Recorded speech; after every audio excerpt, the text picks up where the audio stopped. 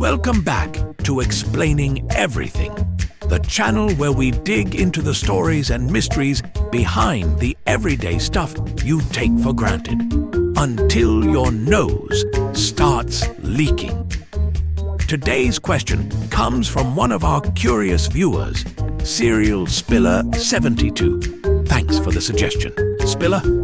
You asked, why was tissue invented? Like, what did people use before this magical paper? Great question. Because let's be real, tissues are the quiet MVPs of our lives, catching our sneezes, our tears, and our poorly timed chili spills. But where did they come from? Who said, you know what the world needs? Softer paper for our face fluids. Stick around, because today we're diving into the unexpectedly dramatic origin of the humble tissue. From battlefield filters to runny noses, right here on Explaining Everything.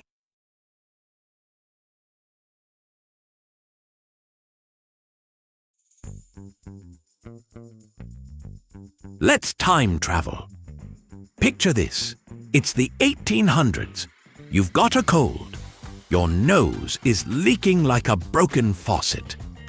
What do you reach for? A handkerchief. That's right.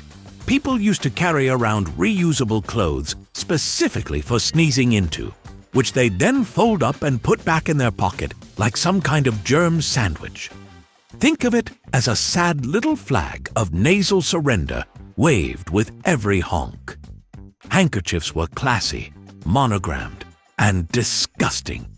The logic was, why blow your nose once and toss it when you could carry it around all day like a mucus keepsake? Gross!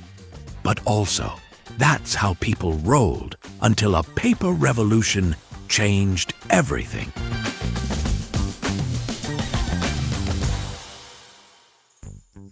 Flash forward to the early 1900s. The world was recovering from World War I, and the paper industry was booming like a sneeze in a silent room. Enter Kimberly-Clark, a paper company that had developed a special crepe-like material called Cellucotton. Originally, it was used as a filter in gas masks during the war. Yes, the thing that now gently pats our noses used to keep soldiers from inhaling mustard gas. Versatile. After the war, Kimberly-Clark had warehouses full of leftover Cellucotton and no more battles to fight. So they brainstormed. What else could we use this soft, fibrous stuff for? Their first idea? A disposable makeup remover. In 1924, they introduced a product called Kleenex as a way for fancy ladies to wipe off their cold creams. It was marketed in glamorous magazines with glamorous ladies doing glamorous dabs. But something unexpected happened.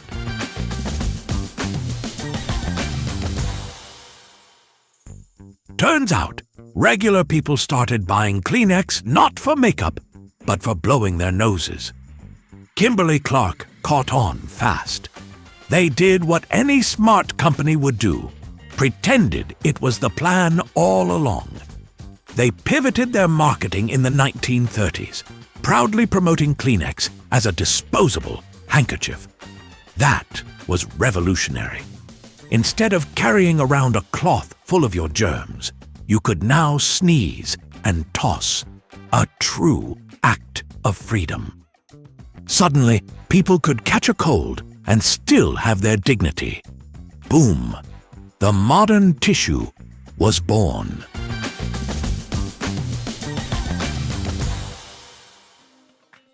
Why did tissues take off like a rocket powered by sinus pressure? Convenience, baby. No more washing handkerchiefs.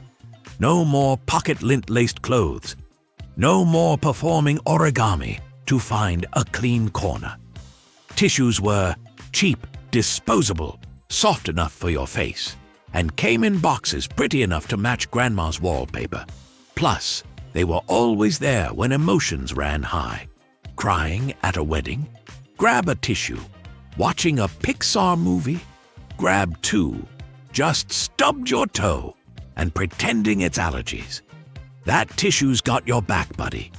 It wasn't just a product, it became a symbol of cleanliness, of emotional vulnerability, of trying to look cute while having a full-on allergy meltdown. And let's be honest, nothing feels more powerful than being handed a tissue at the exact right moment. It's like the modern-day olive branch. I see your tears, and I raise you 1 2-ply comfort square.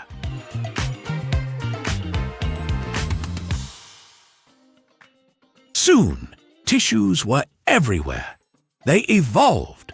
There were pocket packs, lotion-infused versions, extra strong for those I just watched The Notebook again days, and even scented ones for when you want to smell like fake eucalyptus while your sinuses betray you.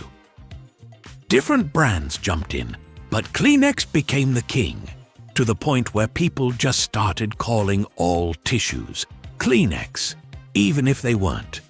That's when you know you've made it, when your product name becomes the verb. That's like if people started saying, "I Googled my sandwich," or "I Netflixed my laundry."